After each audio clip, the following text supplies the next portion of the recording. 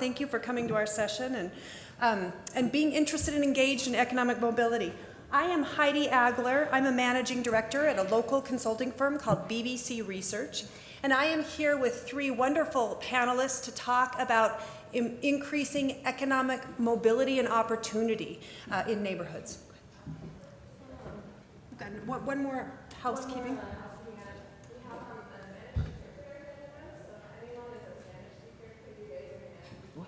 Spanish interpreter.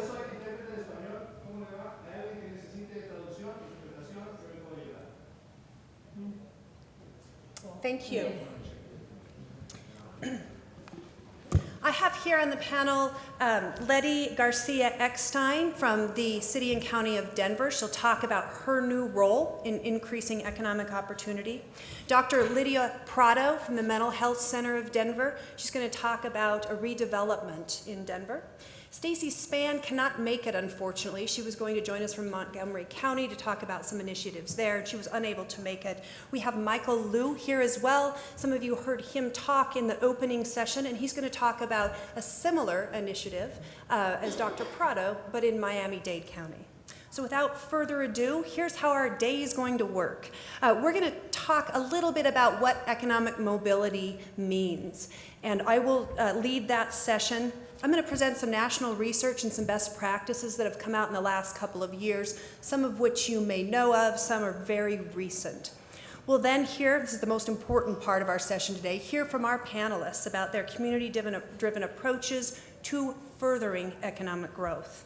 We're going to focus on community engagement, on policies and planning, and we'll talk a bit about how the public and private sector have hindered or promoted economic opportunity. And then we'll talk a bit about financing, which is always a challenge in these types of redevelopment efforts. We'll take a brief networking break, as Haley talked about. That's going to occur at 11:30. It'll take 15 minutes, and then we'll invite you back for questions and answers and a small facilitated discussion. And that'll take about 45 minutes. So let's talk first about what is economic mobility. It's a term that's used a lot, and sometimes I know that I find myself wondering, what does this really mean? It's generally defined as the ability of an individual or a family to improve their economic status, and we typically measure this as income because that's an easy measure. The problem that I have with this definition is that it just implies there always needs to be an upward trajectory. And if you think about some of the semantics that we use for students in education, it's growing, it's race to the top, it's being number one, it's getting somewhere really fast and being ahead of others. And I would argue that this definition needs to include economic stability. We don't always need to see people rising really fast up to the top, but a senior, a person who has a disability, maybe cannot work, somebody who has experienced homeless on and off their lives and is trying to transition out of homeless, that increase in income may not be the most desirable outcome, but stability may be what we need to focus on. Some populations that deserve more of a focus on stability than necessarily mobility include persons experiencing homelessness, persons with disabilities, persons with mental health service needs, children, as I talked about with that education push, and immigrants and refugees. How does economic mobility relate to housing? Why is this part of a housing summit today? A researcher at Johns Hopkins University, Dr. Sandra Newman, did a paper and described housing as a bundle of attributes that are capitalized into the purchase price of rent or a home. And this would include schools, crime, stores, access to grocery stores, for example, parks, transportation, other amenities, how I perceive my neighbors, land use regulations, property taxes, and affordability. This is her definition of what housing, the definition of housing is comprised of. Other studies have looked at whether or not residents subscribe to this notion, this bundle of attributes, and we know that that's true. So when people think about renting or buying a home, they're thinking not just about that structure, but all the other stuff that comes with it. And those other things are very strongly related to their perception of economic mobility and stability. A study came out a number of years ago and by Professor Raj Chetty, and he's become really a household name in many circles because of this study that I'm calling the game changer. It was the best study that I've seen that initially linked housing to economic mobility. The question that was posed not only to Dr. Chetty, but to former researchers that were looking at the Move to Opportunity program was, does moving low-income families from high to low poverty neighborhoods improve their social and economic outcomes? And the first phase of this research, the answer was kind of mixed. So let me tell you how this experiment worked. The Move to Opportunity program, it's a HUD program, gave vouchers and mobility counseling to 4,500 households living in public housing in high poverty areas. The threshold, high poverty threshold that HUD uses a lot, including in fair housing studies, was 40%. These individuals were living in neighborhoods that on average had poverty rates of 56%. Very, very high poverty environments. All of these households had children. Many were headed by single mothers. They were African American or Hispanic families. And these individuals were assigned a lottery, random assignment, one of 3 research groups. They could move to a low poverty area, less than 10% poverty, very low poverty rate, not relocated or move into a traditional neighborhood. Those initial outcomes were somewhat mixed. Adults who moved felt safer and more satisfied with their housing and neighborhoods, positive. But there was no effect on adult employment. It did improve, however, their mental and physical health. So there was not economic mobility, as we would define it by income, but some economic stability, if we use a different definition. Move to Opportunity improved outcomes for female youth, particularly their mental health, but had negative effects on male youth's risky behavior. And subsequent research has found that particularly African-American boys, teenage boys who moved to high opportunity neighborhoods did worse than if they would have stayed in the neighborhood in which they were living. The Move to Opportunity did not affect math or reading achievement of children, so we didn't see that economic mobility linked to education. Raj Chetty re-examined this and looked at the effects of moving low-income households to high opportunity areas over time. He found that earnings actually did increase if you move children when they're younger, and if we examine who these individuals become when they're adults. So the prior research was really more of a point-in-time experience, and this was a broader analysis. It also was broadened to more cities. So all 5 cities examined those, or showed increased earnings for children, and this was across race, ethnicity, as well as gender. And this new research showed that there were indeed positive outcomes for young boys. Still little or no effect on economic outcomes of adults, but we are creating more opportunity and mobility for children, this research shows. A similar study was done recently. It was titled, Where is the Land of Opportunity? And it looked at tax records of 40 million US children and their parents. It examined what are those facets of neighborhoods that do provide economic mobility, that are moving children into a different economic strata over time. And this study found that neighborhoods with less residential racial segregation, lower levels of income inequality, higher quality early childhood education programs, greater social capital, and that was defined as community organizations being present and being accessible to families, as well as greater family stability. I would note that a recent Pew study examined income inequality in the Denver region, and we are number 4 nationally for income inequality. Our income inequality has increased substantially over the last 20 to 25 years. The National Bureau of Economic Research just did a really interesting study, and it looked at whether or not some of these effects are true for people who live in publicly supported or subsidized housing.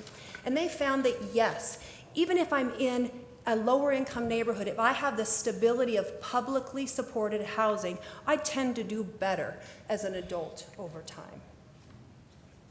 And the Federal Reserve of Minneapolis, this is near and dear to my heart, I used to work for them, they just started an institute, a national institute, looking at opportunity and inclusivity. They have a national conference to kick off this new effort on Monday and Tuesday in Minneapolis. I'd invite you to look at their study. Their webpage and look at some of the studies that will come out of this conference. Their idea is to promote the research that will piggyback on what's already been done and look at the positive effects of furthering economic opportunity efforts.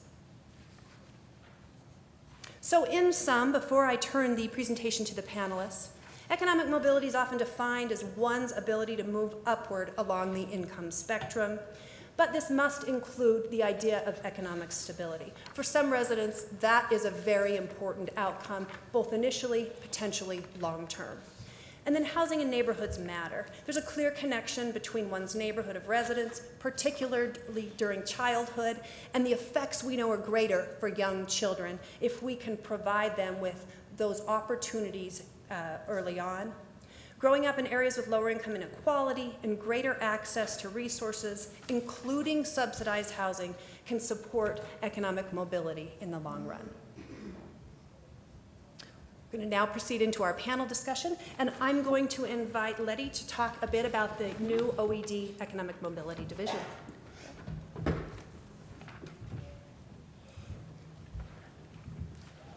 morning, and thank you, Heidi. I don't need to tell you that the city's booming, cranes everywhere, huge public and private projects on the horizon, billions and billions. I mean, I heard someone say that it's going to be another 40 years before you see so much activity in Denver. There's so much going on. Of course, that all depends on whether we can find workforce to do the construction that needs to be done. But anyway, there are too many things going on to list. And so with this in mind, OED created the Economic Mobility Division. Oops, this went to the wrong place, sorry.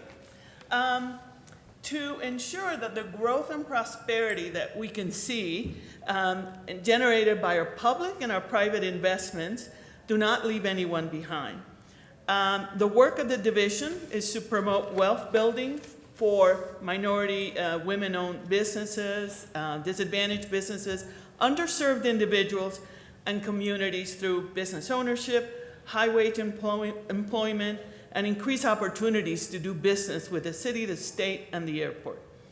As Heidi pointed out, there are many factors that contribute to economic mobility. Most of the work we do at OED, I think, can play a key role in economic mobility. Clearly, the housing and workforce divisions are major players in this, but in integrating what we have, the neighborhood development and the small business opportunity programs, we saw a potential to combine forces and accelerate positive outcomes for our communities. So ensuring that OED investments create wealth for underserved individuals and communities was one of the recommendations that we made in the city's gentrification study. Understanding that it's clear we'll never be able to build enough housing to mitigate displacement. And I was fortunate enough to be one of the folks who worked on the city's gentrification study, so if there are questions at the end, we can talk about that. But again, the focus of our work in the Economic Mobility Division is on residents of low and moderate income neighborhoods, particularly those neighborhoods experiencing gentrification, and on existing minority women-owned business and potential entrepreneurs. Our key components are working through a collective impact approach to achieve common goals. For example, our work in the global Elyria Swansea area with Mile High United Way and United Neighborhoods, engaging residents and businesses in designing the programs they want, making disadvantaged and minority and women-owned businesses aware of coming opportunities for the city, and increasing the capacity of these businesses, increasing the number of certified firms, and encouraging entrepreneurship. And I'll give you a list of some of the projects we're working on, understanding that we're a work in progress, okay? We have been working together as one division just for the last 2 to 3 months. And so individually, we have worked on a lot of things that are about economic mobility, but now we're gonna, again, combine forces to work on this. So we have a new, in the last several months, new events that are called Cadence of Opportunities, where we bring in all the city agencies that are involved in construction and goods and services, such as Public Works and Parks and Rec and National Western, and we invite small minority women-owned businesses, disadvantaged businesses, and anybody who wants to come to hear about what the opportunities are going to be in the next, few months. So we have these quarterly meetings. We have the Construction Empowerment Initiative. We have a mentor-protege program where we have the prime contractors work with disadvantaged businesses to help them, with their capacity building. We have, of course, minority women business certifications. We also fund with community development block grant funds hopefully we'll be there for some time. We funded housing counseling. We have funded some employment and training programs. For instance, Denver Housing Authority to provide employment and training services to both youth and adults. We have had rental assistance, such as a tenant-based rental assistance program, food incubators, and we're looking, for instance, at programs such as funding organizations that create co-op businesses. For instance, we understand that, if you are a certified nursing assistant, and you go through an agency, you're probably going to make a lot less, probably going to make half of what you would if you're in a co-op and you're all together, all the certified nursing assistants go together, or a bunch of them in a neighborhood, and go out and form this co-op business. Capacity building, of course, as I said, for disadvantaged businesses, and increasing access to healthy foods in low-income neighborhoods through entrepreneurship. Our current funding comes from the city, the airport, HUD CDBG programs, but again, our collective impact partners also have foundation and corporate funding. Each division has had separate outcomes. We're currently working on those shared outcomes. How do we get our certified firms engaged in neighborhood development opportunities? How do we help neighborhood businesses stay in place? Huge part of displacement. It isn't just about residential displacement, but it's also about commercial displacement. It's a huge issue for us. And how do we help neighborhood businesses stay in place, grow, and when appropriate, how do we connect them to city opportunities? So the Economic Mobility Division is new, but its creation has really increased awareness of the role that all of our programs at OED play in promoting economic mobility. The need to create opportunities is always on our minds. I keep talking and everybody keeps telling me, no, you can't do that. And again, it's about our OED investments and partnering with those who can help us. I keep talking about, what about if we have economic mobility impact analysis of every investment? And they keep telling me, no, they're thinking environmental impacts. We don't want that. No, just kidding. But, we need to make sure that all of our investments are helping all of the people, and that no one's left behind, we all know that all of this prosperity that we see in Denver is clearly not helping everyone. So we are on the road to creating this joint vision, and we'd love to have partners. So anybody who wants to work with me on this, with all of us, please let me know. Thanks.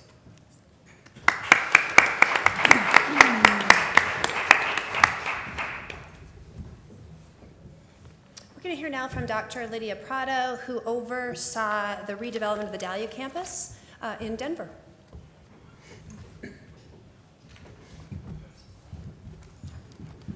Lots of pretty pictures. It's a great site, so if you want to come see it, just let me know. I'm going to talk about the Dahlia Campus for Health and Wellbeing. This is located in Northeast Park Hill here in Denver, in a community that has a lot of pride and strengths and assets built right in. However, it's the 2010 census. It is one of our lowest income neighborhoods. It is in the 2010 census, it was the only majority African-American neighborhood left in the city and county of Denver. And there were a lot of resources up until now unavailable to the community. So the Mental Health Center of Denver really saw this as an opportunity to give me a chance and build something that supported very comprehensively community strengths and well-being, and also an opportunity to be informed as much as possible by residents and neighbors who live in this geographic boundary of Northeast Park Hill, which is 80207, in case anyone's interested in the zip code. All right. We all have heard about the social determinants of health from a research perspective, and in fact, the mayor was talking about this from his own perspective this morning about housing, access to workforce development, and healthy living as being critical to supporting housing and stability of children and families. So I'm pretty excited to see a lot of alignment, interfacing, and I think the only way to do this is in a very collaborative fashion. So the Dahlia Campus for Health and Wellbeing was guided by that academic understanding. However, the approach was, you know what we need to hear about is what are those social determinants of health from a very lived experience on the ground perspective, you know, hearing and understanding and working with others to figure out what are the barriers and how do we together address them. So when you do this, you end up having a lot of interesting community conversations.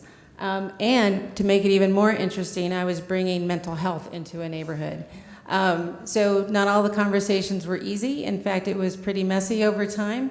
And I asked, this is a group that I have been meeting with now for almost 2 years, and I asked them to recollect what it was, if they could remember when they first saw me and heard me talking and what their feelings were about that. And this is how, and then we took a picture of it. So they're frowning and pointing, and I was asked to leave the room and yelled at, and they remembered that it wasn't always so pretty. But they're a great bunch of people and could not have moved this along at all without any of them. So one of the things I think is really important to understand here is the history of a place. There were a lot of very heated conversations about this neighborhood and what had happened here before.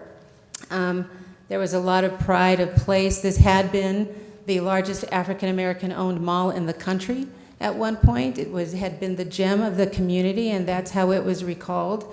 It had had a bowling alley, a hair salon, a barber shop, retail spaces, a McDonald's.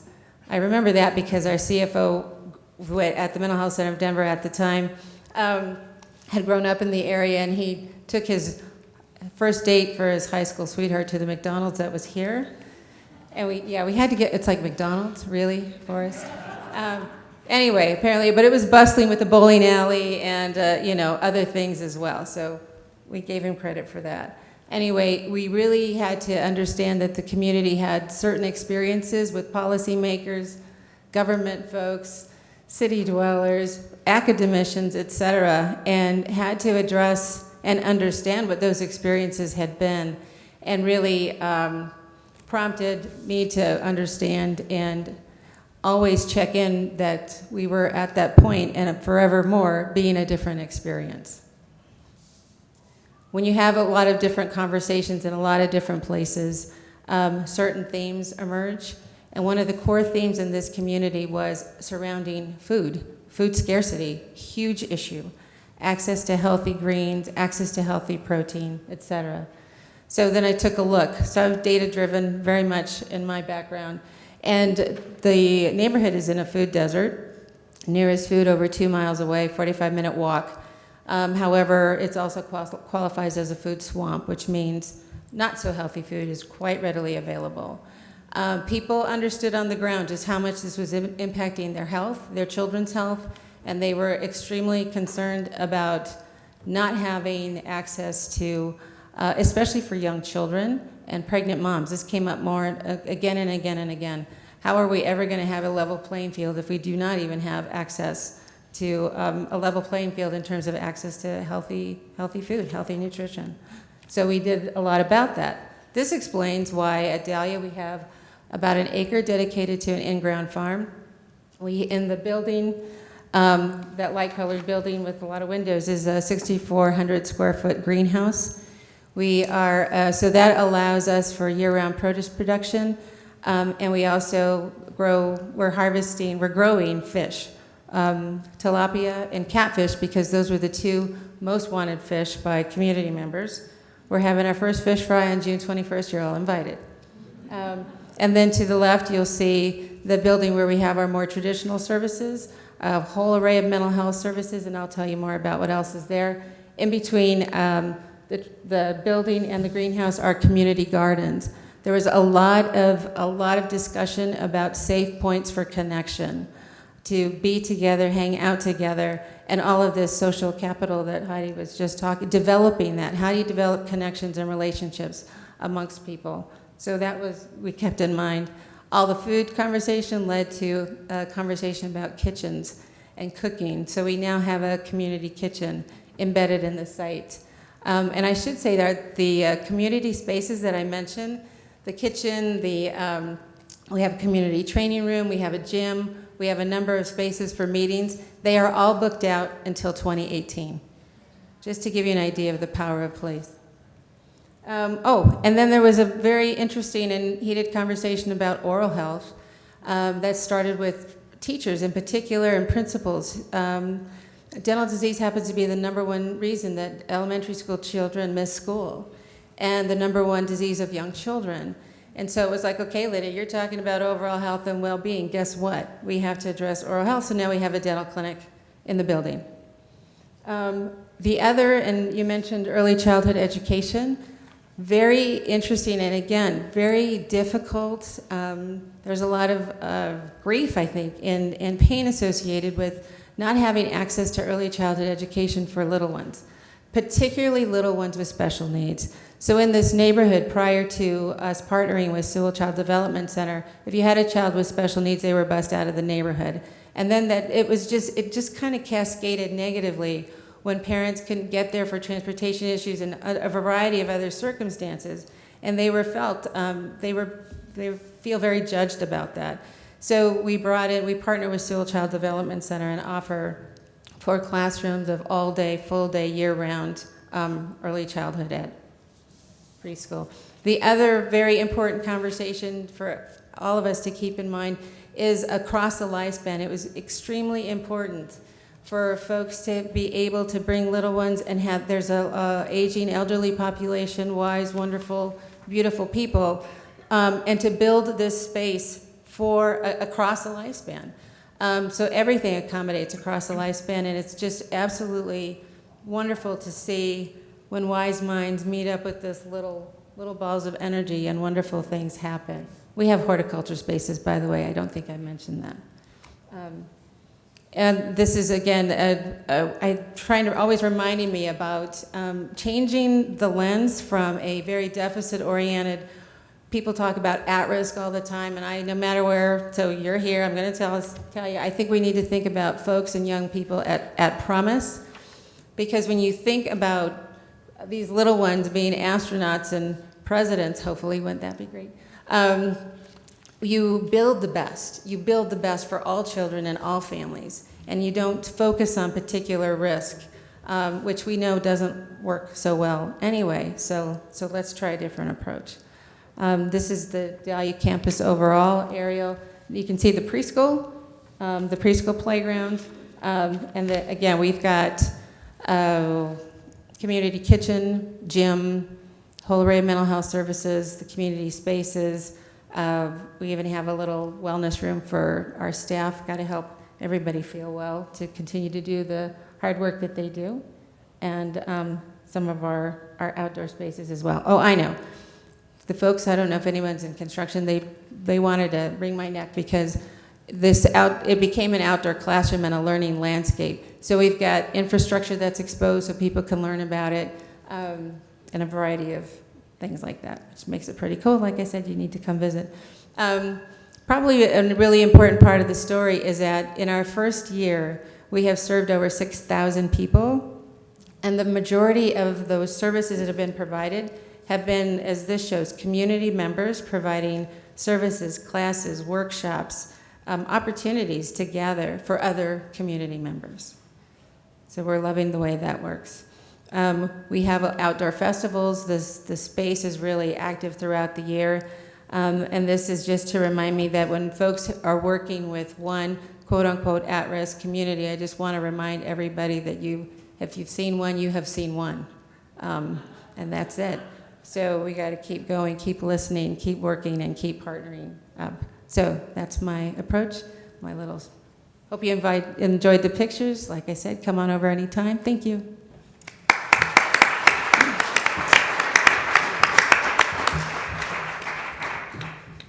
We're going to spend the next 15 to 20 minutes with Michael, him describing his similar redevelopment in Miami-Dade County, and then we'll have a coffee break and then come back and ask questions. I know I've got lots of questions that I was taking notes. But I was taking notes about questions during these last couple presentations, so please do the same, and we'll come back at 11:30 and address the questions you have.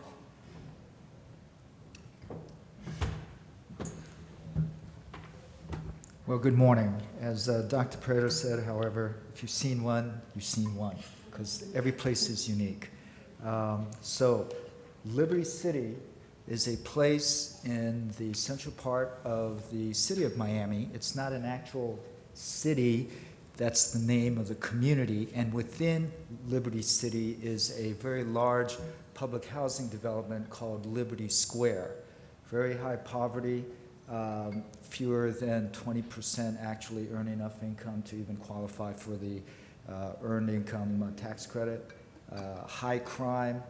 When I got there in September of 2014, the tipping point had come in July when there had been 42 shootings and 7 deaths just in the first 7 months of that year. And by the end of the year, it had been over 100 shootings and about 15 deaths all around or in the public housing development there. Built over 80 years ago under FDR, under the building codes then, and it was considered a very nice neighborhood. However, over time, it didn't hold up. No air conditioning, lack of preventative maintenance from the maybe mid-1960s, and became a very poor area in the community with the reputation of being extremely dangerous. But it's in an area in town that is only 10 minutes from the very heart of downtown Miami, where rents are going for a 1-bedroom for about $2,000 to $2,500. It's about 5 minutes away from Wynwood, the famous design district that some of you may have heard of. It's the with-it place to be in Miami, where rents are creeping up to be at the same height as they are in downtown Miami. It's within 10 minutes of Miami Beach, which you all have heard about, and within less than 2 miles of transit corridors on either end, east or west of the community. And finally, and you'll find this in many areas along coastal regions, where in the past, black communities were segregated and built away from the water, because the water was valuable. People liked to be on the water, and all the white people would live near the water. Where now, with the concerns about sea level rise, this development is on high ground. And so it has become a very lucrative area for investors to start to speculate that this is the next place to be. So that gives you a little background. About the project itself, it's about 60 acres, and this is what it'll look like schematically when it's done. We just had the groundbreaking 2 days ago. September 17th was a great day for the community. Funding sources, $46 million of mainly local money that we manage, a little bit from HUD under the Capital Fund Financing Program. That's going to leverage a total development cost of $307 million. Not a bad return for government investment. And then because we understood that it's not just the public housing development which is in need of redevelopment, but the community. We also invested a significant amount of monies for additional redevelopment in the surrounding areas, 19.4 for affordable and workforce housing, using project-based vouchers and some of our local state money. Home ownership, $7 million, and then a little bit of money through CDBG for economic development and capital improvements. We're going to get repaid. Every single dollar of our $46 million will come back within the first 12 to 15 years of the development. Then in addition, what's not showed here is that we have a revenue sharing agreement with the developer, and we're going to get 40% of all of the development fees and revenues that are derived from the project. It's going to be mixed use, mixed income, and over the life of the project, 75 years, the county will get an additional $66 million, maybe probably closer to $100 million. Community amenities. There's going to be a new multi-purpose park, 40 by 80 foot community pool, 20 to 30,000 square feet community center with free Wi-Fi, infrastructure to provide Wi-Fi in all the units, a 40,000 square foot grocery store, 15,000 square foot retail space for mom and pop businesses, and we're going to renovate the community center because it is historic. Now, these are just not side agreements with no implications. These are contractual with the developers. If they do not perform and provide these amenities, there are liquidated damages embedded in the contract that they have to pay us, and there are grounds for moving the contract to somebody else. So this is just not an MOU, okay, outside of the parameters of the true master development agreement. These are part of the master development agreement. Along with these unit amenities, impact windows, ceramic porcelain tiles, granite countertops, et cetera, window treatments, Energy Star, appliances, as well as security. All of this is part of the actual master development agreement. So you've heard of community benefits programs. This is community benefit program writ large, contractual. First time ever in Miami-Dade County.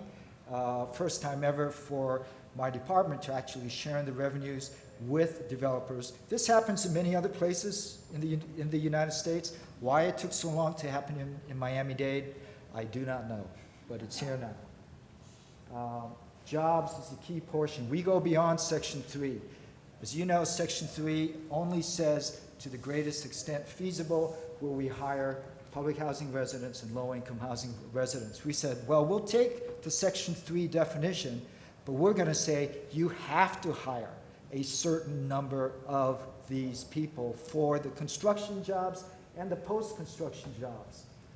20% of all of the construction jobs, 1,158 out of the total of 5,780 will have to be Section 3 qualified people in Miami-Dade County. 75% of all permanent jobs will have to go to Section 3 residents. And I think that's kind of a lowball number. I think there'll probably be closer to 500 full-time employees at the end of the total redevelopment of the project, which will take about 4 years. Priority jobs also to the 2 zip codes, residents who live in the 2 zip codes that are in the area. And 50% of all of the subcontracting jobs, or $90 million, have to go to minority business enterprises, women-owned businesses, as well as small business entities. Again, these are all part of the contract with the developer. They have to provide quarterly reports on how they are meeting these goals, and if they don't meet them, we zing them with some significant penalties in the hundreds of thousands of dollars per category. So if they don't perform on any of them, we're talking some very, very hefty fees that are going to run upwards of anywhere from $20 to $50 million. Took a lot of negotiations, but it's a big enough project where the developer said, yes, I'm going to make enough profit that I can do this. This gives you a bird's eye view of what a finished 3-bedroom, 2-bath unit would look like. This is what an interior would look like. We had to make clear to the residents that the furniture did not come with the unit, but they got it. They were fine. They said, as long as you give me central AC, we're good. I said, you're going to get that. Kitchen, the living room, no, a bedroom, excuse me. And in terms of displacement and inclusivity, a very important factor, sense of place that Dr. Pareto talked about. People didn't want to move into an opportunity zone, you know? They said, don't send us there. Number two, you did a Hope 6 project, Miami-Dade, about 10 years ago, and it was a total disaster, okay? The Scott Carver development is a poster child to how not to do Hope 6 projects. They demolished an 850-unit development, all public housing, and at the same time. So during the period of construction, you had a guaranteed displacement of 850 families. The number of public housing units that were guaranteed to come back in this very nice mixed income development at the end of the day was only 177. 177 under 850. People still remember that, very unhappy. Plus it took 12 years to build because of corruption. So not a very good story. So we said, listen, because this property has scale, we're going to build in phases. We are going to renovate, first of all, the many vacancies, unfortunately, that we have there, because people have been afraid to move there, so that these units are going to have air conditioning. They're going to be much better than what you are living in now. We're going to give you the option to stay on site while construction is occurring on phase 1, okay? And you are going to be able to stay in a renovated unit during the period of construction. When the new units come up on phase 1, you get to move in there. Then we're going to do the same thing with the people in phase 2, phase 3, et cetera, et cetera. So if none of the current occupied residents want to move, they do not have to. And that was a huge selling point in the approval of this project. The project, 709 units, 630 occupied. On this site, 640 to be built, so there's guaranteed that there will be enough units to take care of all of the occupied units. And these are some elevations of what the housing would look like. Community space, some affordable workforce apartments, the grocery store, and how the site, again, lays out at the end of the day. And we are very proud about what will be happening. We had our groundbreaking, 4 to 5 years, and the developer that we chose is one of the largest developers in the country, Related Urban Development Group, the affordable arm for Related out of Miami. The actual unit renderings that you see, they have built in our community for prior developments, so they know how to do it. A lot of great things we can talk about in terms of engagement, et cetera, but I think I've gone over my time anyway. So thank you very much.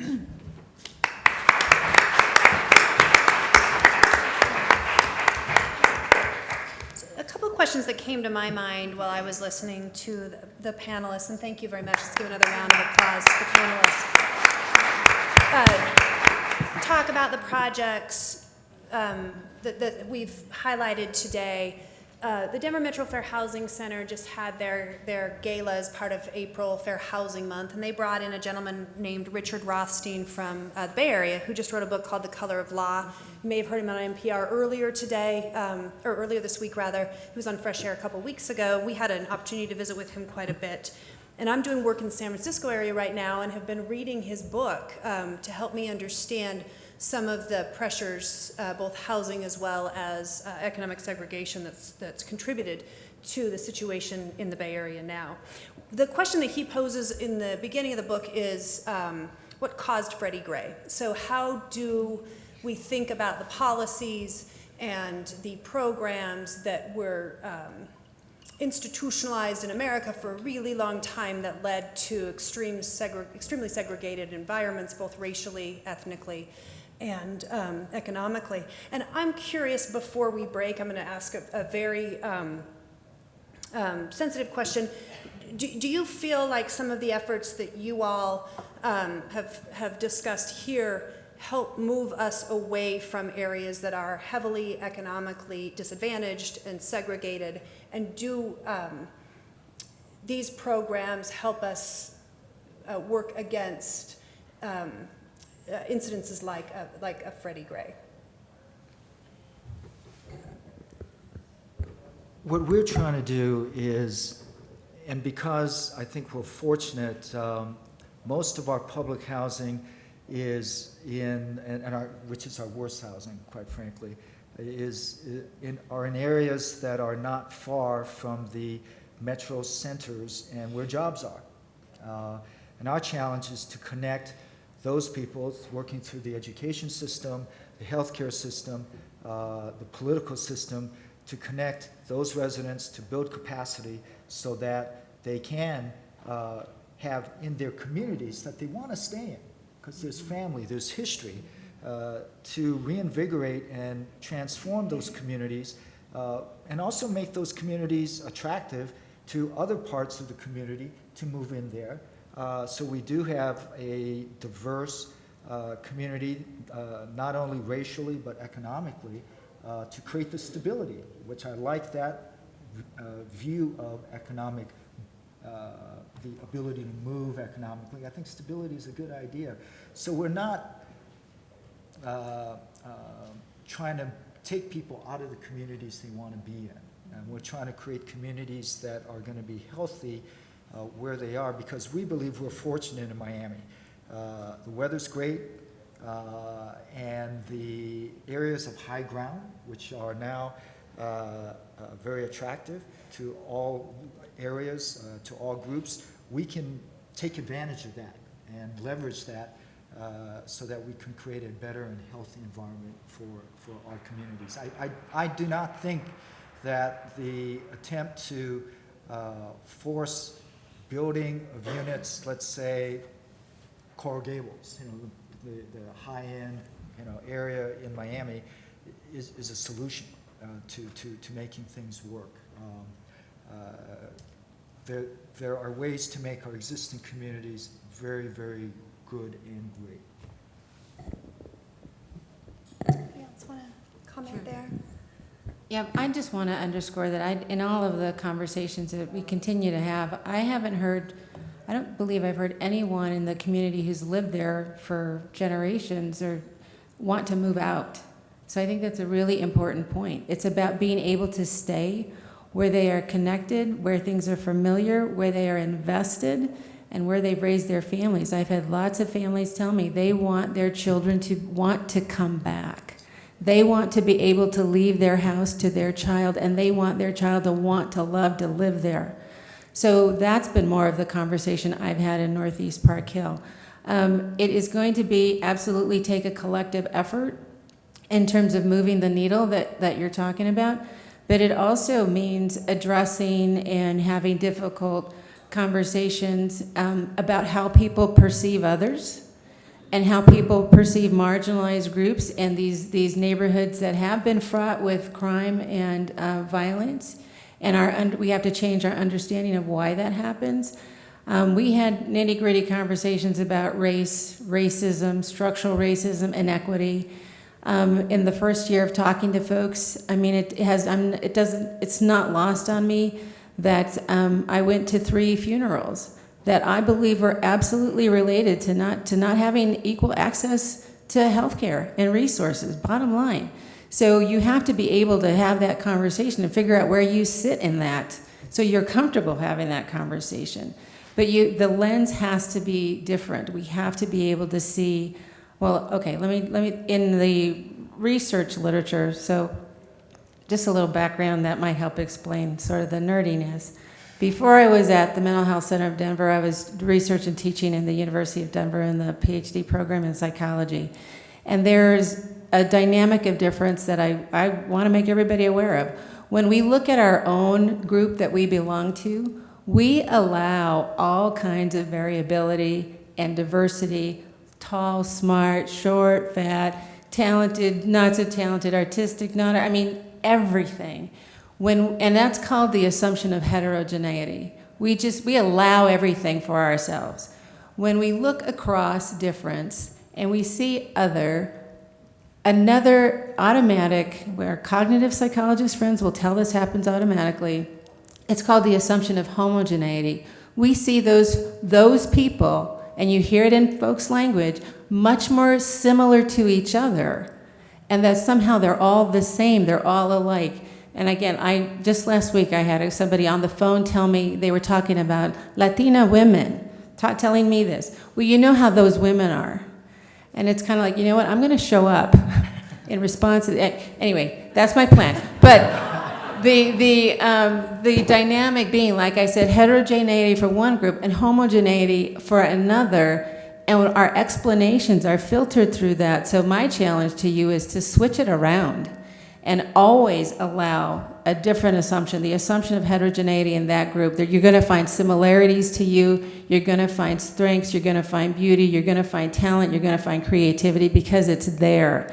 And we are not going to move the needle unless we allow that to happen first and foremost. That would be my comment on that. And I'm curious, Dr. Prado, you talked about a rocky start, kind of piggybacking on this question too, in your answer.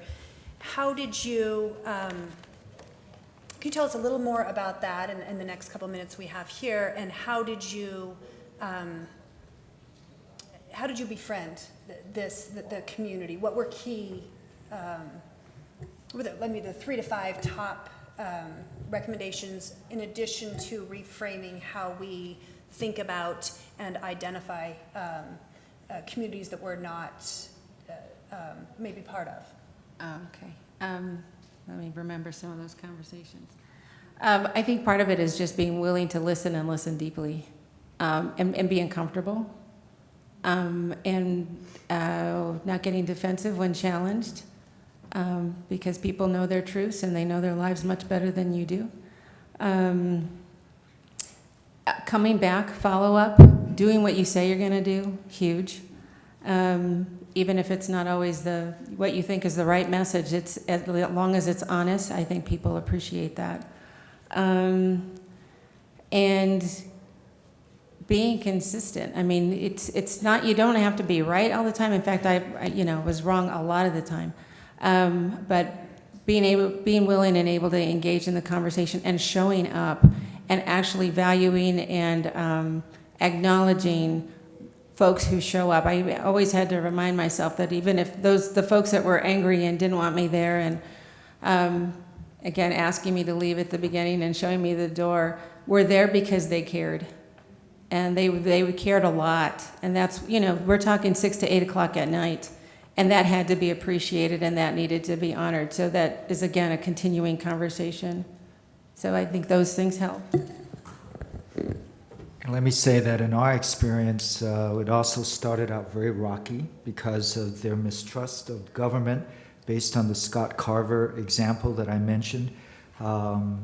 I was called a white man trying to tell black people what to do. So I looked in the mirror and I said, well, okay, I'll accept that. Whatever, but you just keep showing up, as Dr. Prado says, and you do what you say, which we've done. And we kept on repeating until people started to think, well, maybe they do plan to do this. The idea that we are going to allow people, if they want to stay on site during construction. And we have been doing that. We've been renovating units, and people have been able to move into those units, those in the first phase. We're making good on our word. And it was very important to have a private sector partner who has been very committed to working very closely with the community, and I give them a lot of credit. Related is a company very large. It works a lot out of New York, in my neck of the woods, South Florida, all over the world, really. And they do get some bad press, too, a lot of it. But I will say that from the experience in Miami-Dade County, they have been doing an excellent job in working with us and building that trust. And government can't do it all alone. Just as Mayor Hancock said at the opening, you need to find the right partners. One more thing. Go ahead. Okay. So I think Michael and I are saying the same thing, and that is we need to understand that neighborhoods and groups of people do have relationships, ongoing relationships with others outside of their neighborhoods. and that you might spend some time talking about that and how that's gone, and again, how you might be able to negotiate a different outcome for people. That's it. Just want to explicitly. Thank you very much. I have a red flashing light right here that you can't see, but I can, telling us we need to take a break for 15 minutes. So let's reconvene at 11:45, and it'll be your opportunity to ask questions when we get back. Thank you very much. Let's go ahead and take questions from you all before we jump into some of the questions that we have prepared.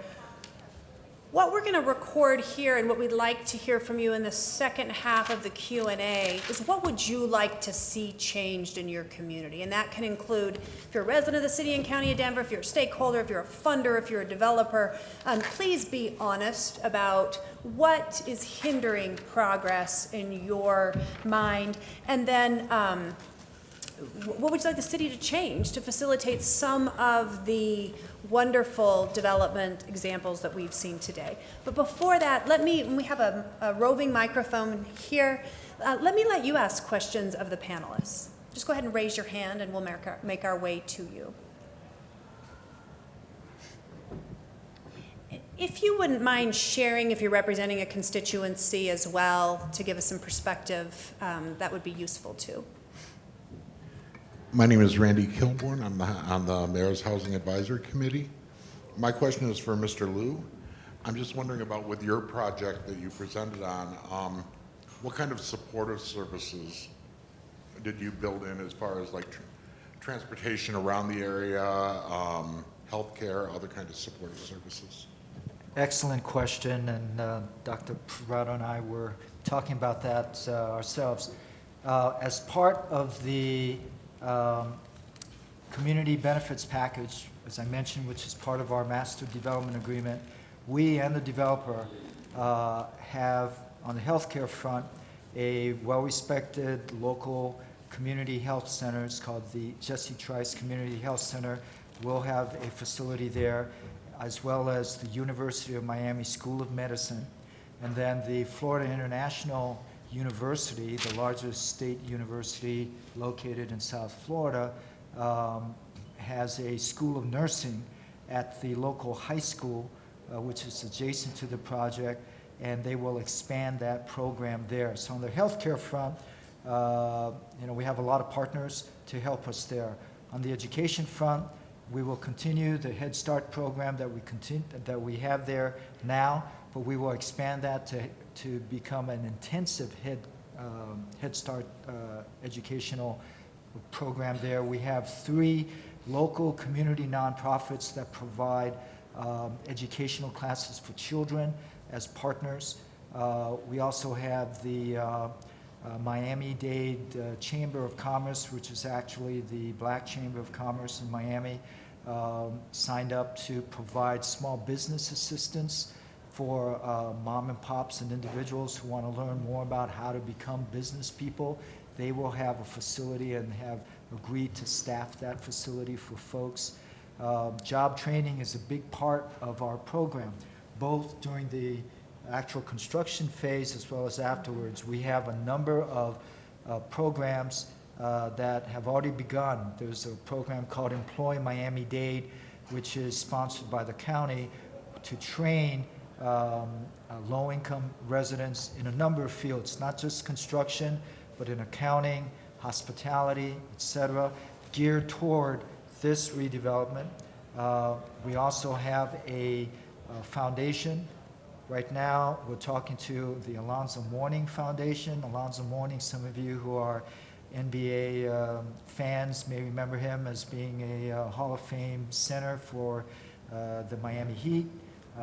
His foundation is very interested in establishing a facility there, which would have, again, programs for the kids.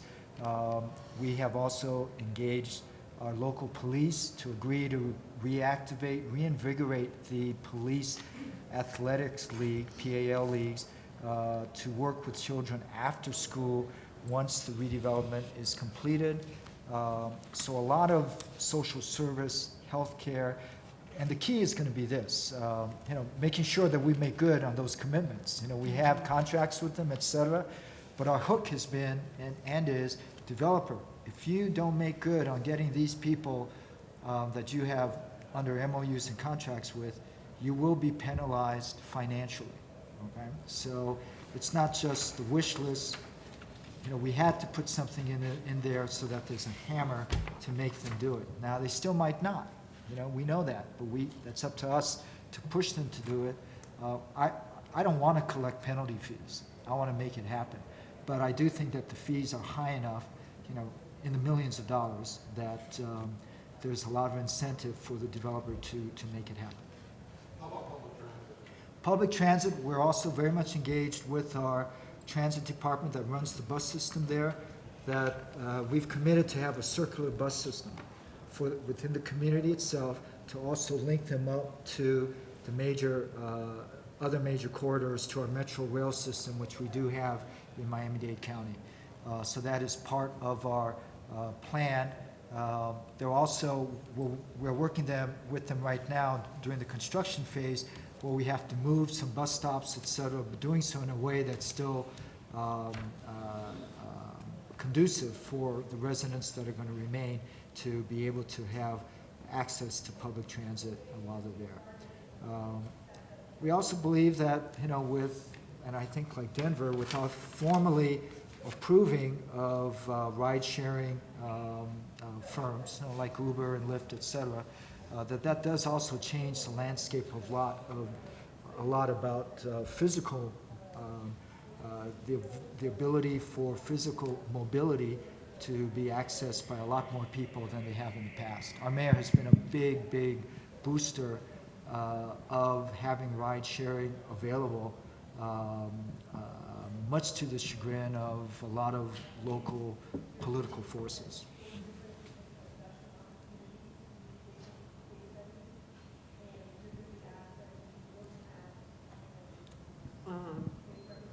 Some of you are probably aware of the Globeville, Elyria, and Swansea neighborhoods, which are three of Denver's oldest working-class neighborhoods that have in many ways kept their character through many years and are now in a battle again. And I wondered how you look at what's going on now in those neighborhoods in terms of whether they will be able to survive this, whether they should survive, and what that will effect that will have on mobility.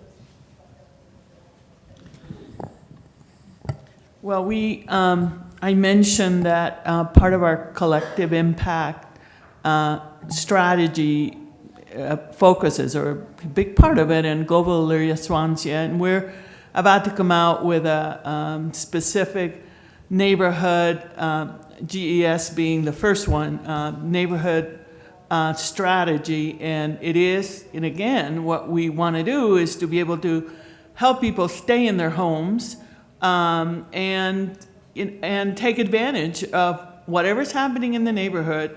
And we know there's gentrification going on. There's National Western Center. There's a lot of things going on. I-70. We want people, to the extent that we can, to stay in their homes and to benefit, and we want to help them again through business ownership and asset building, and we have a number of programs there. For instance, the PASO program to help neighbors and friends who are doing a lot of the child care right now. We're helping them to get certifications and get training to do that, and maybe help them start businesses. So we're doing quite a bit of work concentrated in GES right now. And again, in the next month or so, you're going to see a neighborhood strategy. But what we've had to do is look at what are the main issues and what can we do? Because I think we're trying to do a lot of the same things that you're trying to do in Miami, but without the huge, there's not the huge redevelopment of, a housing project. It's, concentrating activities and concentrating things. So, we looked at what are the things that are needed, high number of children under age 5 and, few childcare slots and, lot of different things. And And so that's coming. So clearly we're not forgetting. But in the last 10 years, for instance, or in the last 2 census, home ownership in the area has gone down from 61%, I think, to 41%. So, there are issues that we're not going to be able to, to take away because that's been happening. But there's a lot more that we're doing and that we will continue to do. So.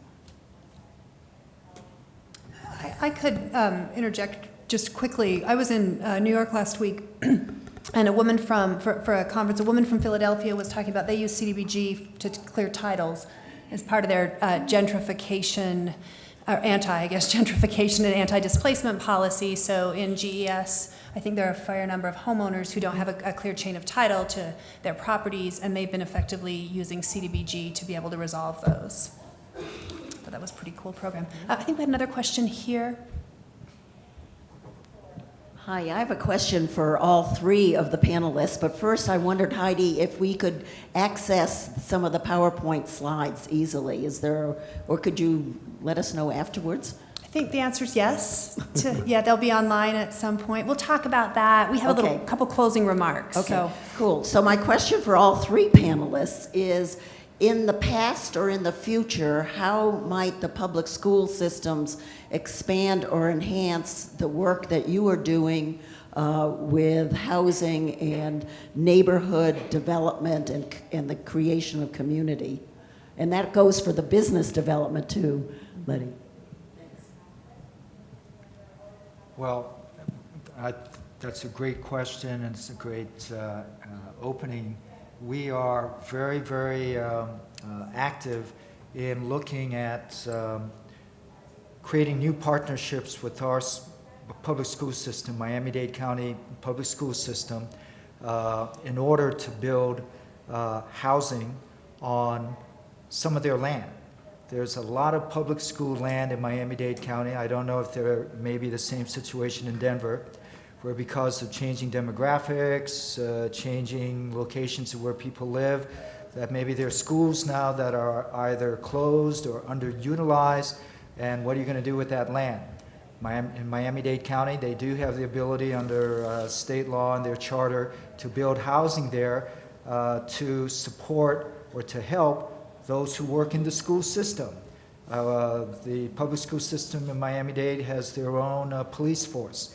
They have obviously people who work on the grounds, the maintenance people, the people who serve the food, teachers. So there's a whole slew of people connected to the public school system where if we could also partner with them in the use of land, that could be tremendous from the bricks and mortar side of things. And because land is a huge issue, and access to cheap land in the corridors, in the main corridors of the city and the county is a huge issue to create affordable housing. Then on the other side of the fence, in terms of the educational programs,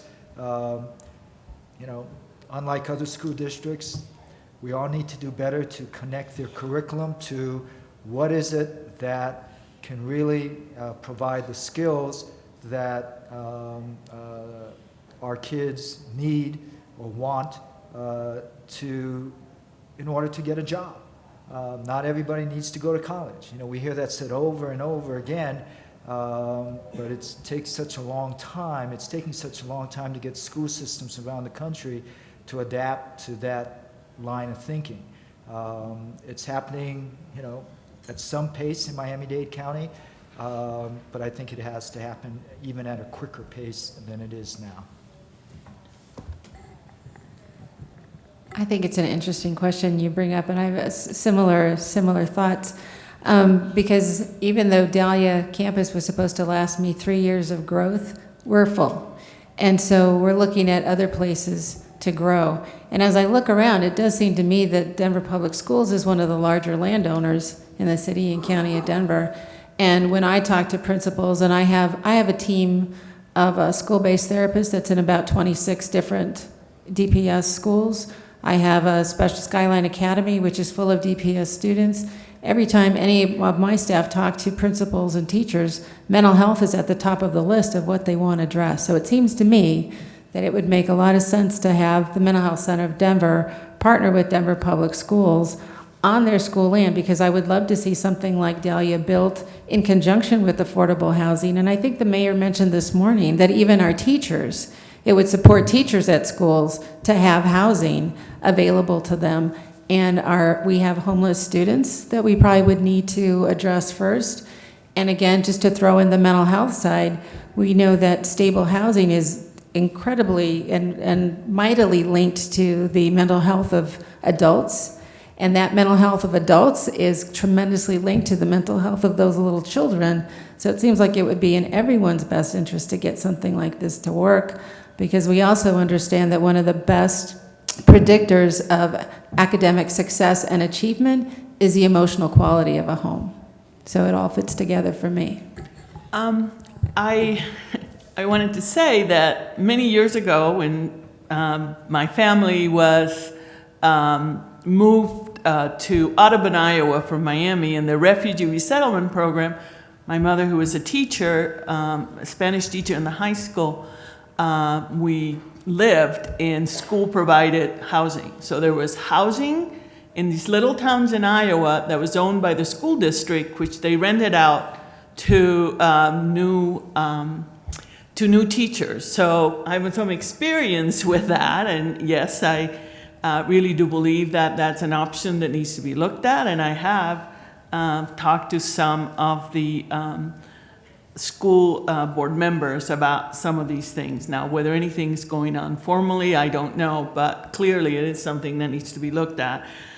In terms of other relationships we have with the school, with DPS, we work very closely with them. We help provide match and some match, and we help them write the Career Connect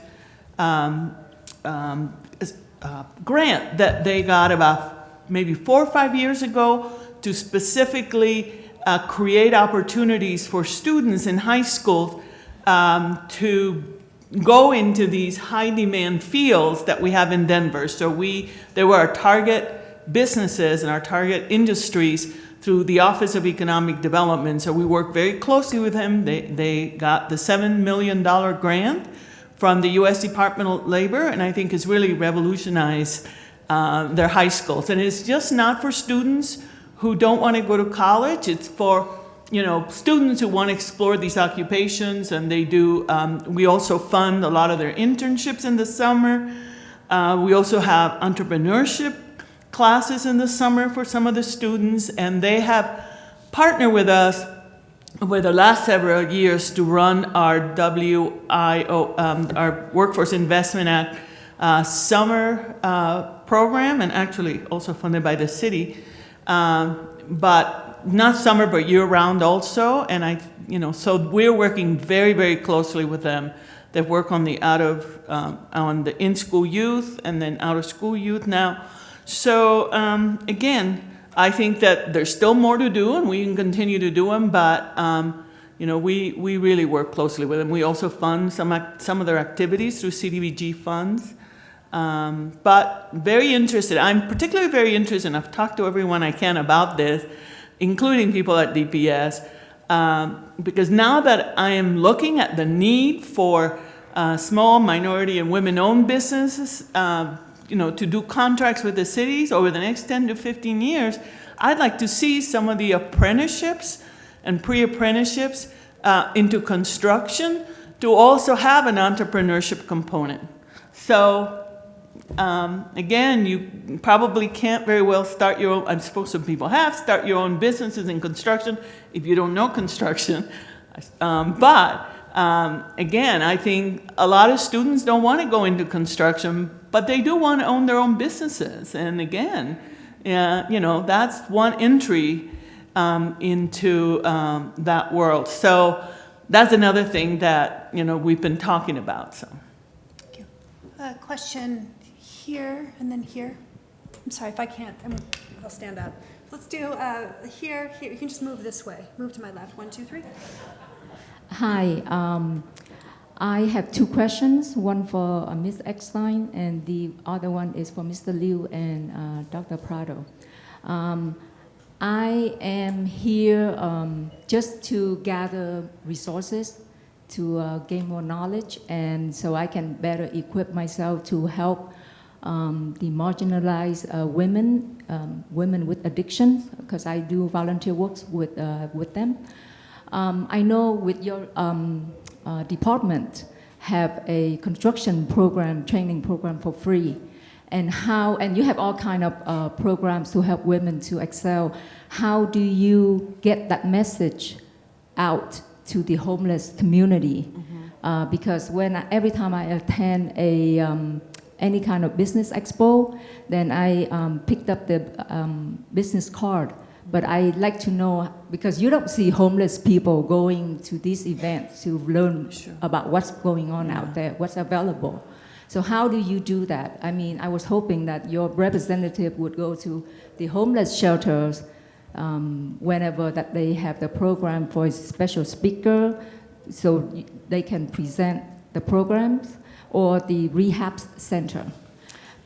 Okay, through our Workforce Services Division, which I used to run at one point, but not anymore, we have been working very closely with a group of, 30 or 40, I think, organizations that provide assistance, workforce services to people who are homeless. So we work closely with Denver's Road Home, and some of our representatives do go and work and send all kinds of information about jobs that are open and and things like that to all the shelters. I mean, I have seen all of the information that goes out, and at some times in the past we have actually had specific programs to help individuals who in the workforce centers. We had at one point, someone who specifically dealt with people who are homeless who come into the workforce centers, and we help place them in internships and jobs. There isn't anyone right now, but because we think that it is a better way to do business to actually have the faith community and the nonprofits actually do the work instead of it happening by the city. So, but no, we work very closely, and I'd be happy after this to give you information on who you can contact. Okay. I do pick up a business card from a representative in that program, and I gave it out to the shelters that I work with the counselors. But it seemed like they're just so busy, and they don't really, think about it or bring it up to the people. So I was hoping that if your representative can go to the shelter and do the presentation. So that's what I was hoping for. I'm sorry, really fast. Could we record that? We've got a list of items here that we'd like to record just about recommendations to the city, and so if we could make sure that we've got that on there, that would be great. We'll continue to do that as we have this discussion. And my second question for Mr. Liu and Dr. Prado is that first of all, I really appreciate and thank you for all your work, hard work, and everybody here who participate in helping ending the homelessness around the country, because it's required an army participation to do this. I volunteered for 2 years now working with women with addiction, and I notice is that, we as community around the nation providing a lot of things in terms of materials or the necessity to have a better quality life, housing, food, healthcare, education. But based on my personal experience, that these women living in that environment for 20, 30 years, and they don't really have the discipline or the structure or goals and dreams.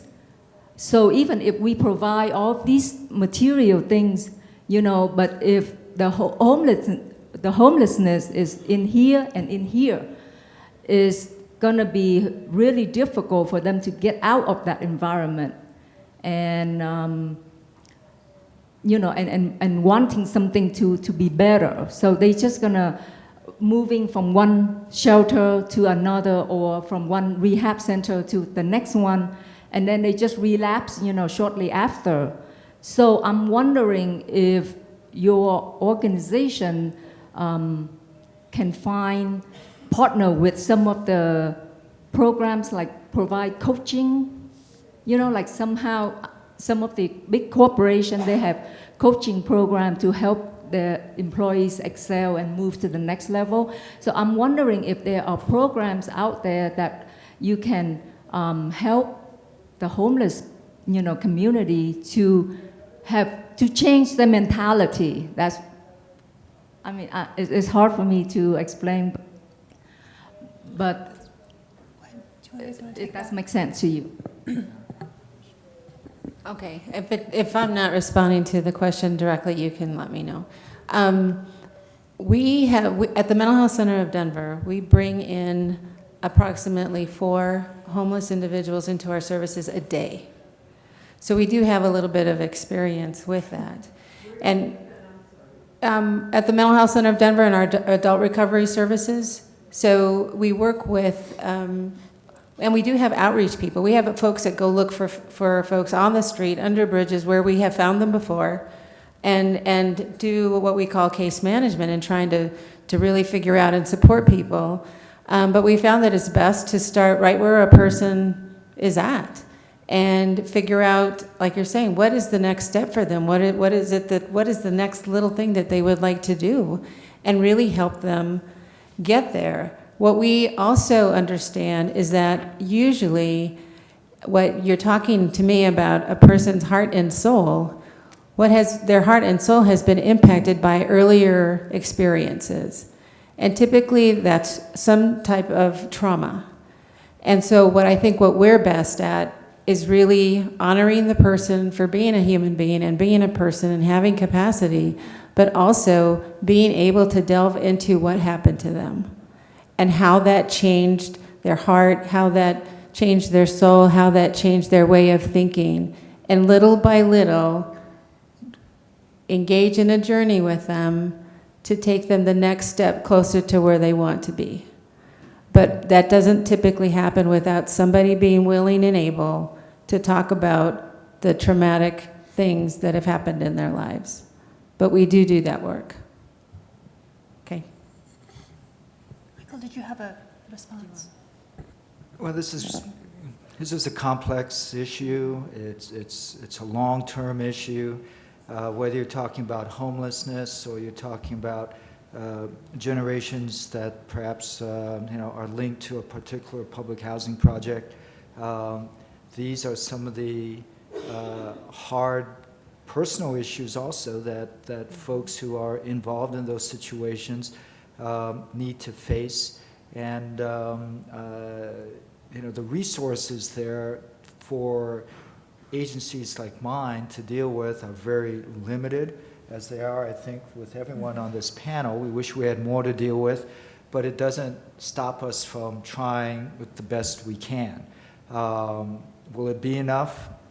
Maybe never, but we got to keep trying. And with people like you, it helps, it makes a difference.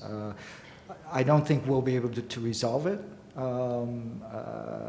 other than trying to create environments that, to the extent possible, that when we do try, we at least give ourselves and the people we want to help the best shot for success. So I just want to add one more thing, because I think the other thing we've learned is the power of hope. Hope, if you have hope for a better day, it will come. And we do a lot of work with that. I mean, that's a best practice even identified. And we do believe in recovery, and people do recover. And I think that's one thing that, again, I am always talking about how people's perspective has to change, your approach has to change. And if we all believed more in recovery, we would see more recovery. The other piece that I think what we can speak to is that I think all of us are trying to cultivate the conditions that will prevent the trauma from happening in the first place. And that requires all of these different pieces and a comprehensive approach to health and well-being from the get-go. And I do believe we're all aligned in that. The reason why I bring up this issue is extremely sensitive, but I feel it's essential to talk about it because recently I brought in a recovery person that in recovery to kind of help her out, by letting her stay at my place until she find a permanent home.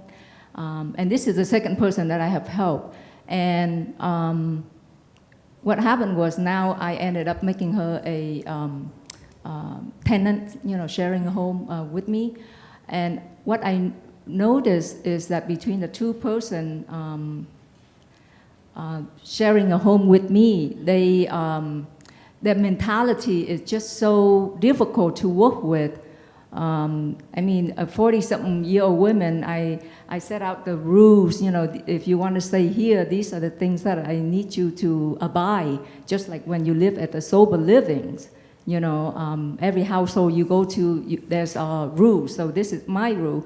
And then she would sneak out in the middle of the night through the window and, left the window open all night until the morning, and she came back and she tried to put the screen window back in. She couldn't because it's a specialty, tools that needed to do that. So when I talk about it with her, it seemed like the two languages, her language and my language, just don't really, we couldn't understand each other because there's no discipline with her and no structure whatsoever, and in mine is so different. So that's why I was hoping, by creating a community with homes, healthcare, and food and all that, I mean, there must be more on the emotional and the spiritual level on a regular basis to help them to be really stable. Thank you for that story. Let's move on to a couple other questions, but let's make sure that we record that as a gap in service provision for someone like you who's providing that housing, and that those types of arrangements are getting more common in high-cost communities, that some support for someone like you would be very important as part of programming. I think we have a question here, and then a couple in the back. Quick questions. The first one is for Dr. Prado.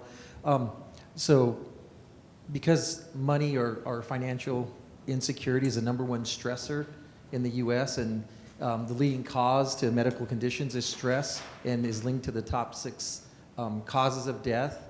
And the #1 reason why people file for bankruptcy is for medical debt. How do you address stress and especially regards at your center, or how do you look at that? Or are there strategies that you engage in?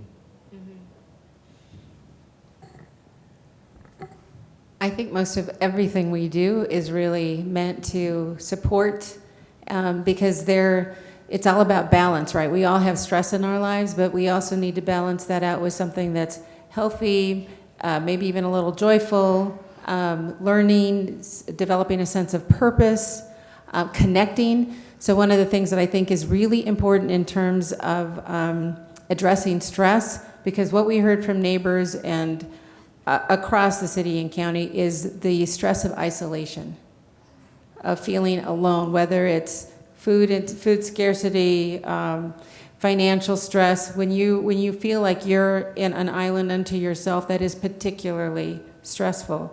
So what we were asked to do was to provide opportunities for, they told me that I would be successful if in fact we could increase a community and an individual sense of belonging, connection, and ownership.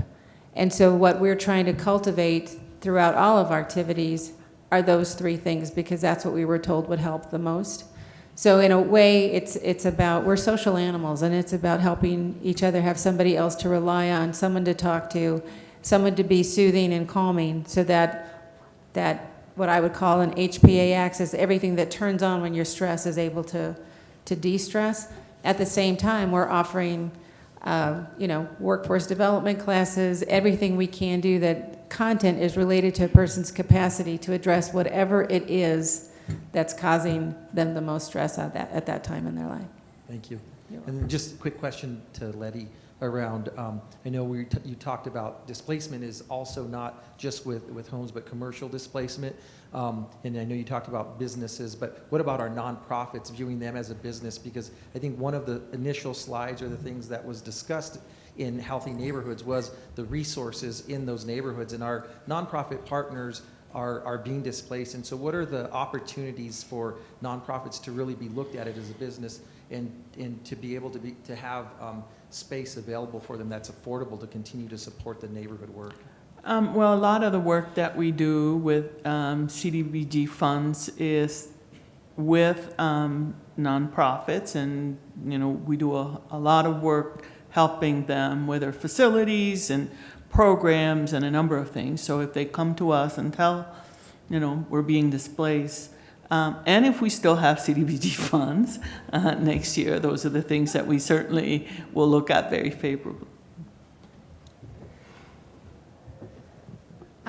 As Mr. Liu suggested, not everybody should go to college.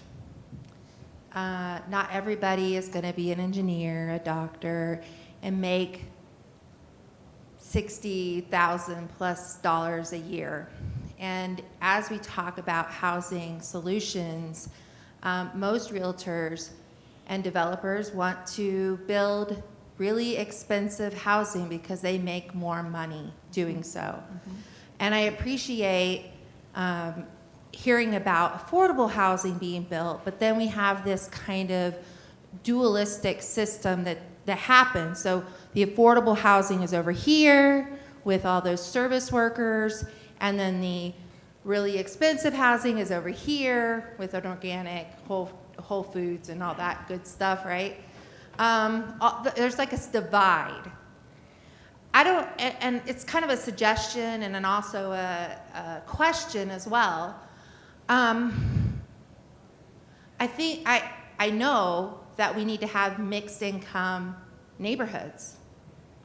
It absolutely needs to happen. And that addresses, your person who's working at Starbucks shouldn't have to live out in Green Valley Ranch and drive in an hour and a half to the city to give you coffee at $10 an hour or whatever. That person should be able to ride their bike to work too. So mixed income needs to happen. That needs to happen all over the city. And I don't know if there's already been things in place here in Denver to start that process. Mm-hmm. If we make it a rule that if you develop a $500,000 property, you also have to develop a $50,000 property, like there's a 2-to-1 ratio or a 5-to-1 ratio, but there has to be some kind of solution to make sure that we have mixed income communities. It's an equitable way to develop. And so we need to, I don't know what we need to do or if there's a way that the city could work on this, but it needs to happen. So if I could, I think, Letty, you could maybe talk a little bit about some of the city's programs, but also kind of piggyback on that. I'm curious, for Dr. Prado and for Michael, when you redevelop a neighborhood, how do you, like you have, with the economic pressures we have in Denver in particular, how do you ensure that gentrification isn't an outcome of your efforts? How do you preserve the opportunity to remain in that neighborhood as well? Through some of the programs that you've talked about or hinted at. Well, in the context of Liberty Square, first of all, in terms of inclusivity, as I mentioned, the public housing residents that are there now, that are occupying public housing units, they're guaranteed the ability to come back. Now, assuming they're following the rules, et cetera, and like anyone else in any other project, they're following the terms of their lease. So the 630 occupied units, those residents will have a unit to come back to because we're building 640 replacement public housing units, but a total, as you saw from that slide, of over 1,400 units. The additional units are required by us to be targeted to higher income levels people between 60 and 140% of area median income, and then there are going to be market rate. And the good thing is that in that neighborhood, at least for a period of time, market rate is going to be pretty affordable, okay? Now, it's going to increase over time, but there, we made that a requirement of the developers that were competing for the project. And we have a requirement that in each phase, so that we truly do have a diverse neighborhood, no more than 50% of the housing units in any one phase can be public housing units, so that, you know, not all the public housing is going to be in one section and the other units are going to be in the other section. We also have experience, and I know that your housing authority here has experience in doing it, where the practice has been, you got to make the units the same, and at least from the exterior.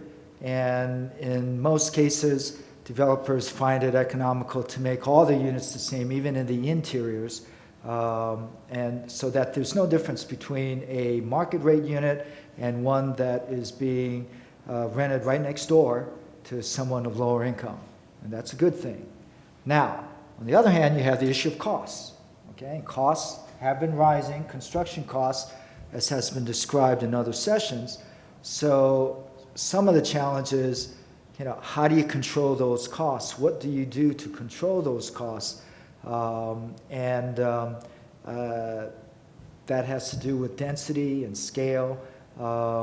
It's a debate going on all across the country. You know, how much of a mandatory nature do you make the issue of developing a certain proportion of your development affordable versus market rate? A lot of it depends on the size of the property and the market in the community. I can tell you this, there are a lot of people in South Florida who believe that mixed income will never work because of perceptions of people. I don't believe that. I've seen it succeed in Atlanta, Washington, D.C., parts of Chicago, New York. So I think it can happen. I don't see why people in Florida, South Florida, would be any different. But there is a big segment in that community that believes that mixed income communities will not work. Now, to their credit, there is a significant force in the housing community development community, that believe that the mixed income developments will work, can work, and I've seen it happen all over the country, so it will work. But there are a lot of issues that have to be worked out. Letty, do you want to talk Sure. about any of the housing efforts? And there was, Sure. I would say the mayor talked a bit about the new housing plan this morning, and some of that information is in a press release and is accessible online as well. I'd be happy to share that with you. So as you may know, we're dedicating $15 million a year over the next 10 years into building and preserving affordable housing, and mixed income is exactly what we're looking for. And so that is, you know, will it be enough? You know, it's never enough, but it's exactly what we want and exactly what we're looking for, and that's what we do. A couple, I want to make sure at the time we have that we move around the room. So we've got two in the back who have been patiently waiting, and then we've got two additional questions in the middle here. Hi there. I have a question for Dr. Prado. Just a comment. I was really struck by your emphasis on some of, and this is going to come out the wrong way, but some of the softer, sort of more human elements towards finding a solution to some of the challenges that we face. It's not just about financing. It's not just about policy, but there's a human sort of perception piece. So I just wanted to call that out and say that that touched me, and I was struck by that. That said, I'm really curious about question number 6 up here on the board. In terms of measuring outcomes. So I'd love to hear, specifically Dr. Prado, but others who on the panel who feel like addressing the question as well, I'd love to hear about what your expected outcomes were as a result of this sort of atypical asset for the community, and how you measure that, especially given that some of it is sort of this softer less typically measurable sort of changes that you're looking for? That's a big question. We have a lot of different programs, and we, again, given my training, we're measuring everything. For instance, I know how many people we've served. I know how many people have taken advantage of our mental health services. I know the outcomes of those services. I have that on just about every program. I know that we have the capacity to sell 60,000 heads of 60,000 vegetables from the greenhouse, and we're tracking how many we're actually selling. We know where people did their marketing. We'll be able to track changes and see how many are coming to our site.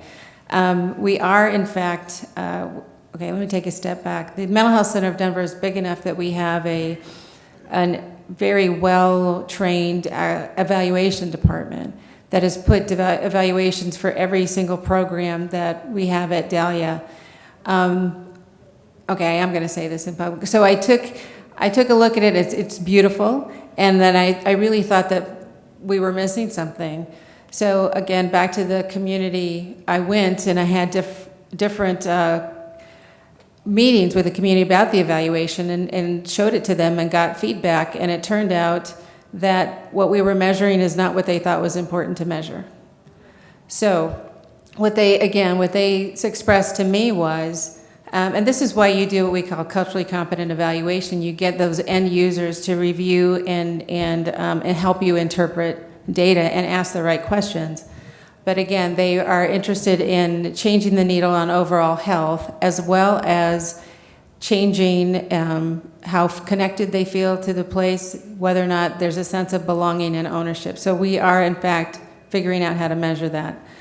We are also using as a baseline, again, getting more academic, the all-payer claims database, so we can see what, in fact, so let's say the top 4 physical health issues in the community are heart disease, high blood pressure, obesity, and diabetes.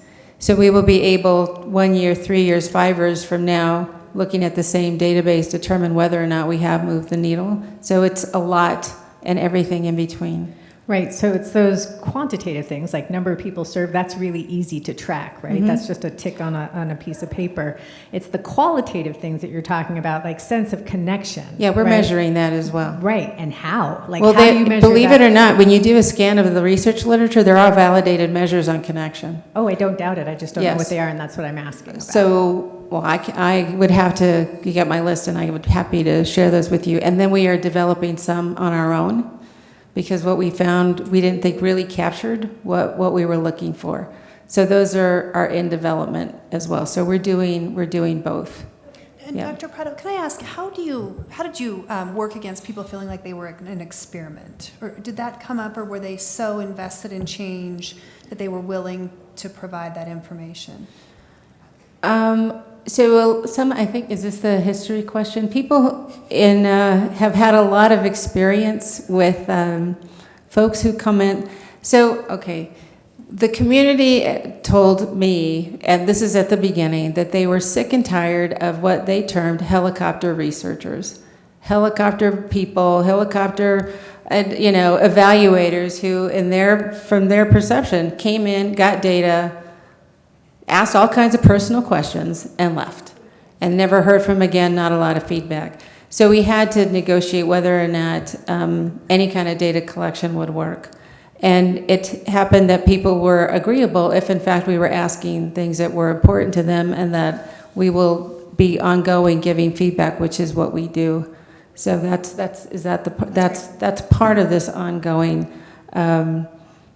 conversation. It really is. And they use the word feeling exploited.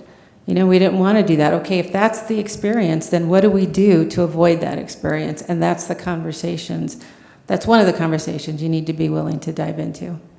Yeah. Measuring success clearly is a very important thing to us, and a very difficult one for us as we start, particularly the neighborhood work, because we want to know what is the effect of our what's the impact of our investment. So, clearly, if there were in Global Elyria Swansea, if there were few childcare slots, and through our investments now we're increasing that, that's easily measurable. On the other hand, here's the conflict that I have, and if anybody has any ideas how we can do this, please come to us and help. But we're looking at a number of other, what do we consider success, okay? So if we look at, increased family household income, or, just the whole number of things, increased educational level, decrease in the number of teen pregnancies, whole host of them, how do we know that the, these improvements are actually of the original residents or of people, or does it take into account all the new people that might have moved in through gentrification? So those are some of the struggles, but we work on them every day because we want to make sure that we're measuring, that we're doing, what we set out to do. So, Go ahead, we have a question right here, purple, and then we've got, I think we have a couple other here. We have about 5 to 7 minutes, so we'll just take, I think we've got about 3 more before we wrap up. Thank you. I want to start by apologizing. I was in another session for the beginning, but I wanted to come to this session because I wanted to hear what everyone had to say as well. I'm thinking about this question deeply myself, and so there may not be an answer to it right now, but if you have any ideas or have seen this somewhere else, I'm open to hearing this. I'm a commissioner in a community where our housing authority leadership has actually taken a very active role in trying to break the circle of poverty by partnering with the school district, by partnering with nonprofits, by extending the school day in our units so that children have access to tutors and Wi-Fi, and we've really taken a proactive measure in making sure these children don't end up in our housing stock later on in life. But my question is, what I'm struggling with is, I also live in a community that makes it very difficult for those children to come back if they so choose. There are some kids who decide they got a great education and they're going to go somewhere else in the world and they're going to use their education somewhere else.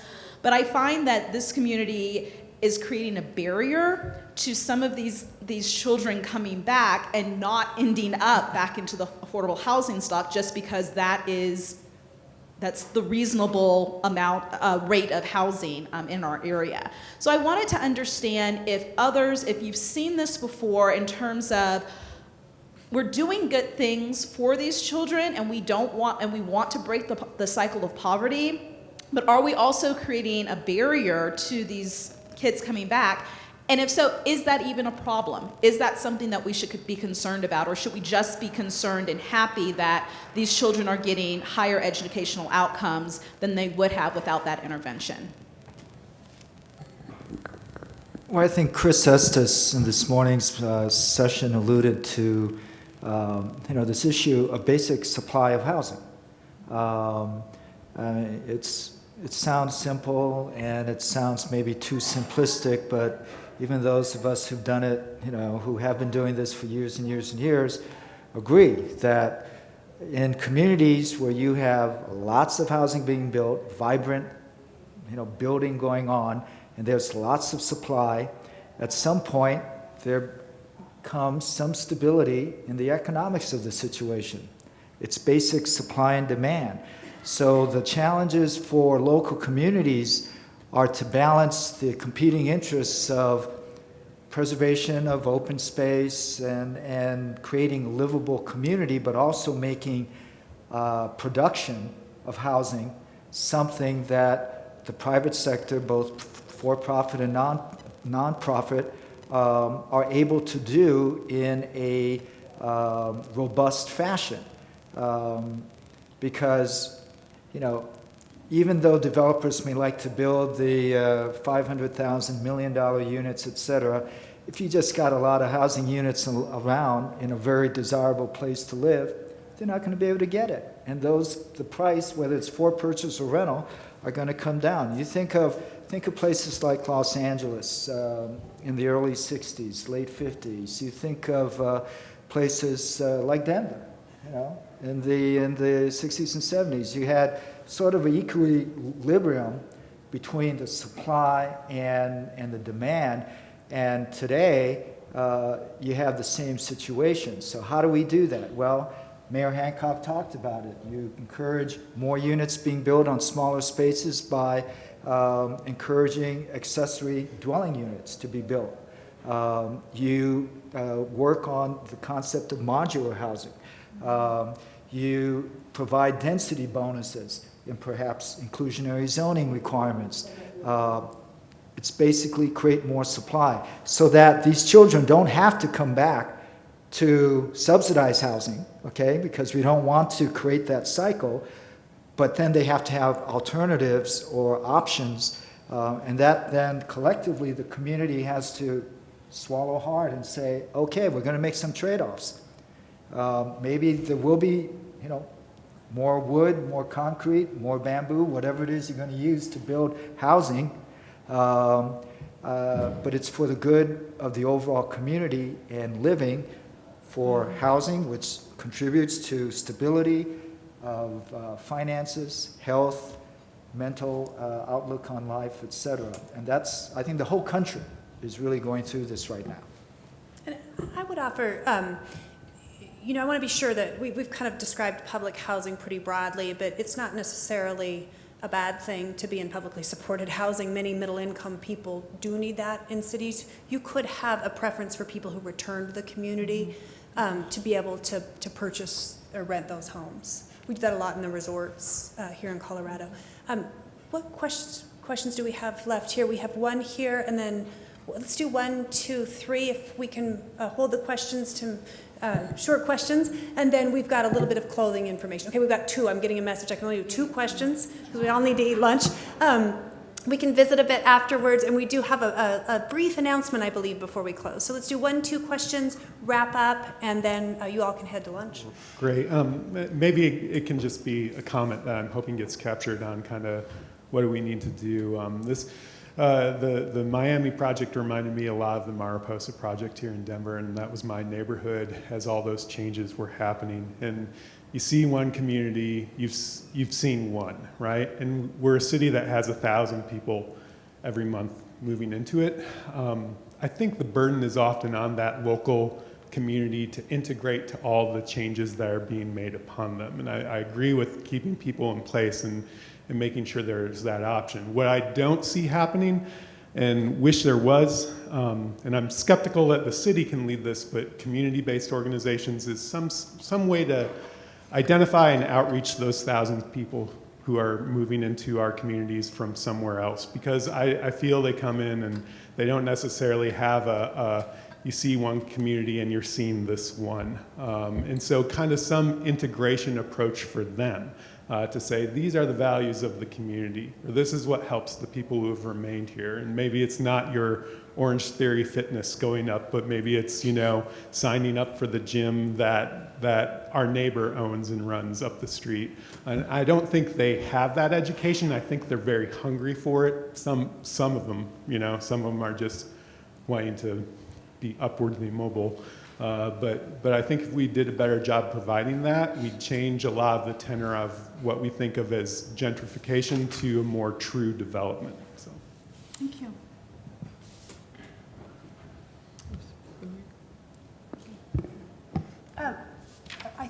Does anybody from the city want to talk a bit about Denver Right? Is there anyone who's got some closing comments? Would you like to do that? Thank you. I know that we wanted to touch on that, and then also give instructions for the 1 o'clock event. Good morning, good afternoon, what time is this? I'm Christina Evanoff. I'm a transportation planner in the Public Works Department. You will see a resource table outside called Denver Right. And if anyone has not heard of this, the city is undergoing 4 major planning efforts to look at the next 20 years in land use, transportation, mobility, and parks and recreation resources. The long story short, because I don't have much time, we're growing. We talk about that here. And how do we want to grow our city in those elements? And so we're updating 2 of the existing plans, which is Blueprint Denver, which is land use transportation, game plan, which is a parks and recreation plan, and then we're creating 2 new mobility plans. I'm managing the Denver Moves Transit Plan, and then also Denver Moves Pedestrian Trails. So there's a lot of exciting things going on in the next year. We've been almost a year under the process now, but I welcome you to go to the resource table to learn more. There's a lot of engagement activities. This is a major citywide planning. It's just not in a corridor area or a specific neighborhood. So I encourage you to be involved. There's lots of online surveys, lots of public events, because it's a very important conversation of what's going on. And why this is important, especially for this conference today, of the summit, is we're having the conversation about mobility and land use changes. And as we're sitting here talking about housing and the importance of that, this is important as that conversation as they develop a brand new land use map as the preservation of housing, but also where we want some areas of change. So I encourage you to visit that table, grab some cards that have information to follow on the website, and they'll be happy to answer any questions. Thank you. So here are the instructions for lunch. Or did you want to give? Do you have them, Haley? Okay. Can I say a brief thing about homelessness? Yes. I represent a group here called Denver Homeless Out Loud. We work with homeless people. And I just wanted to say, because of the conversation, that it's not that homeless people are a bunch of people who are mentally ill and need services. They're just like the rest of us. A certain amount do and a certain amount don't. And our group works very hard on stopping discrimination against people just because they look homeless or are homeless and they have not committed a crime. That's all. Thank you, and thank you for all the work that you do. So for lunch, you have 15 minutes, there's a 15-minute break, and then if you've purchased lunch, that will occur in the Centennial Ballroom at 1 p.m. You have a name badge that has your lunch card, I believe, folded into it, and you give that to your server, and then they'll bring you the appropriate lunch. And last but not least, most importantly, I want to thank our wonderful panel and thank you all for being here and asking such excellent questions. I learned a lot, and I hope you did too, and I hope you'll continue to learn the rest of this summit and process a lot and go out in the world and do all the good things that you've been doing in the past. Thanks so much, everybody.